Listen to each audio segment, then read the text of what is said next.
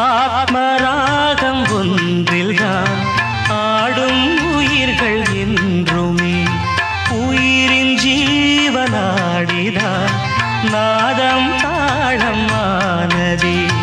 உயிரில் கலந்து பாடும்போது எதுவும்